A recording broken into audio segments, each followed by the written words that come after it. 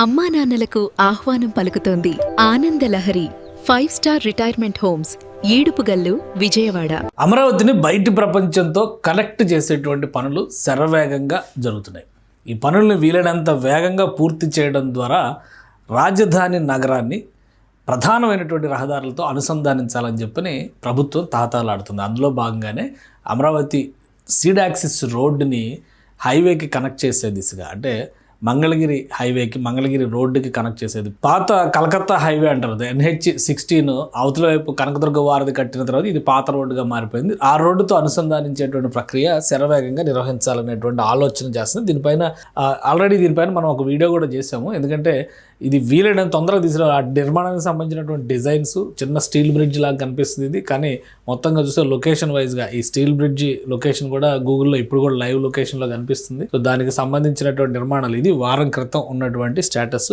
ఇప్పుడు తాజాగా పరిస్థితులు చూస్తే కనుక అక్కడికి వచ్చి ఐరన్ ఫ్రేమ్స్ మొత్తం కూడా అక్కడ ల్యాండ్ అయిపోయినాయి. వీటికి సంబంధించినటువంటి పనులు మంత్రి నారాయణ విదేశీ పర్యటనతో నేరుగా, ఇంకా చెప్పాలంటే ఆయన ఎయిర్పోర్ట్ నుంచి నేరుగా వచ్చారు ఇక్కడ కన్స్ట్రక్షన్ జరుగుతున్నటువంటి తీరుతెన్నులు తెలుసుకోవడం కోసం. ఎందుకంటే క్లియర్ టార్గెట్ ఇచ్చారు ఏపీ సీఎం చంద్రబాబు నాయుడు, మార్చి ఎండింగ్ నాటికి ఈ పనులన్నీ కంప్లీట్ అవ్వాలి. అంటే ఏప్రిల్లో పెద్ద ఎత్తున రాజధాని ప్రాంతంలో కార్యక్రమాలు చేపట్టబోతున్నారు. ఆ కార్యక్రమాలన్నిటికీ కూడా రహదారి ఈ ప్రాంతం నుంచి వెళ్ళాలి, కరకట్ట మీద నుంచి వెళ్లకుండా ఇక్కడి నుంచి నిర్ణయాలు తీసుకోవాలనేటువంటి ఆదేశాలు ఇచ్చిన నేపథ్యంలో విదేశీ పర్యటన, అటు లండన్ అలానే దోహా పర్యటన, ఖతార్లో పర్యటించి వచ్చిన తర్వాత నేరుగా ఎయిర్పోర్ట్ నుంచి, గన్నవరం ఎయిర్పోర్ట్ నుంచి ఈ ప్రాంతానికి వచ్చారు. ఇది ప్రజెంట్ నిన్నటి స్టేటస్ అనమాట, బ్రిడ్జి నిర్మాణం జరుగుతున్నటువంటి స్టేటస్. అటు 2 ఫ్రేములు ఇటు 2 ఫ్రేములు నిర్మాణం జరిగితే మధ్యలో ఐరన్ ఫ్రేమ్స్ ఫిక్స్ చేయడం ద్వారా, అంతా కూడా నట్ అండ్ బోల్ట్స్ లానే ఉంటుంది కాబట్టి అది బిగించడం ద్వారా ఈ కనెక్టివిటీని ఇవ్వచ్చు అనేది ఒక ఆలోచన.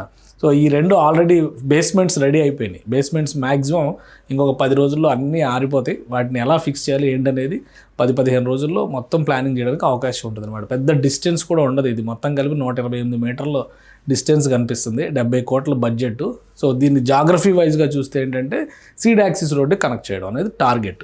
సీడ్ యాక్సిస్ రోడ్డు విషయంలో ఇప్పటికీ కూడా ఆంధ్రప్రదేశ్ ప్రభుత్వం ఏపీసీఆర్డీఏ ప్రతికూలత ఎదుర్కొంటుంది. ఎందుకంటే అక్కడ ప్రైవేటు భూములు ఇవ్వడానికి గతంలో కూడా మనకు తెలుసు. ఒకసారి మనం మ్యాప్లో కనుక చూస్తే సీడ్ యాక్సిస్ రోడ్డుకి సంబంధించినటువంటి ప్రణాళికని మనం అర్థం చేసుకోవచ్చు. సీడ్ యాక్సిస్ రోడ్డు నిర్మాణం ఇక్కడ వరకు, అంటే మంతెన సత్యనారాయణ రాజు ఆశ్రమం వరకు వచ్చేసి 2014-19 ఆ సమయంలో ఇక్కడ మంతెన సత్యనారాయణ రాజు ఆశ్రమం అని కనిపిస్తుంది కదా, ఇది గూగుల్ మ్యాప్స్లో కనిపిస్తుంది. దీనికి ఆల్మోస్ట్ ప్యారల్గా ఇక్కడ వరకు సీడ్ యాక్సిస్ రోడ్ 2018 నాటికే నిర్మాణం కంప్లీట్ అయిపోయింది. అంటే అప్పటికే ఇది రెడీగా ఉంది, 9 వరుసల రహదారితో రెడీ అయిపోయింది. కానీ ఈ ప్రాంతం మొత్తం కూడా కేసుల ఫలితంగా ఆగిపోయినటువంటి ప్రదేశం అనమాట.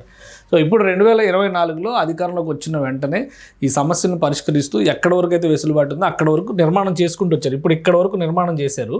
దీన్ని ఇక కరకట్ట రోడ్డుకి అనుసంధానించారు అనమాట. ఇక్కడ నుంచి అయినా కానీ కరకట్ట సింగిల్ లేన్లో ఈ ఏరియా అంతా వెళ్లకుండా ఇటు నుంచి వెళ్ళిపోవడానికి అవకాశం ఉంటుందని చెప్పి అనుసంధానించారు. అదే క్రమంలో మరికొంత ఈ ప్లేస్ కనుక క్లియర్ అయిపోతే ఈ కనెక్టివిటీ అనేది వచ్చేస్తుంది. కానీ ఇక్కడ ఇంకా కొన్ని సమస్యలు జటిలమవుతున్నటువంటి నేపథ్యంలో ప్రకాశం బ్యారేజ్ని దృష్టిలో పెట్టుకొని ఇక్కడ PWD వర్క్షాప్ అని చెప్పని కనిపిస్తుంది చూడండి. ఇక్కడ ఈ ప్లేస్లో ఇది స్టీల్ బ్రిడ్జ్ నిర్మాణం ఇక్కడ జరుగుతుంది అనమాట.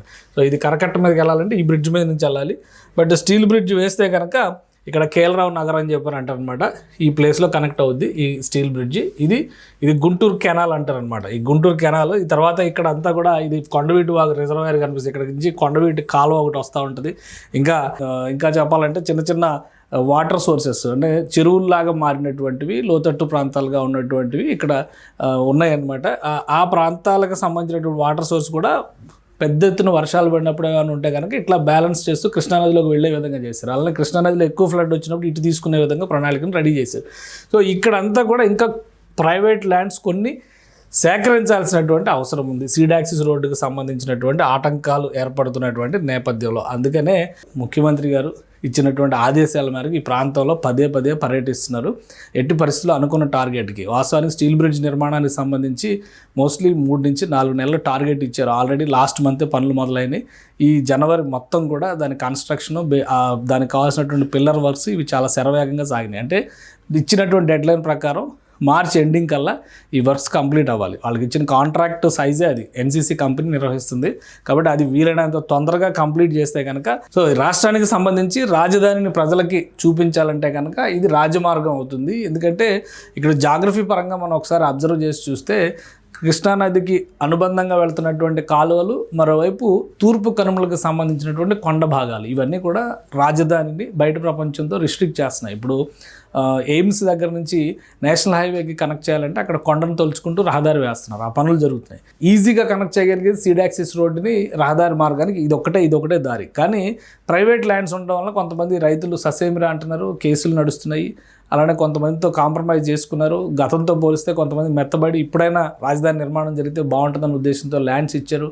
మరికొంతమంది ఇంకా మొండి పట్టుదలతోనే వెళ్తున్నారు. అలాంటి వాళ్ళ విషయంలోనే భూసేకరణ నోటిఫికేషన్ కూడా రిలీజ్ చేసింది సీడ్ యాక్సిస్ రోడ్డుకు సంబంధించి రాష్ట్ర ప్రభుత్వం. సో అన్ని సామధాన భేద దండోపాయాలు అన్నింటినీ ప్రయోగిస్తూ ఏ విధంగా అయినా కానీ మార్చి నాటికి ఈ నిర్మాణాన్ని కంప్లీట్ చేయాలి.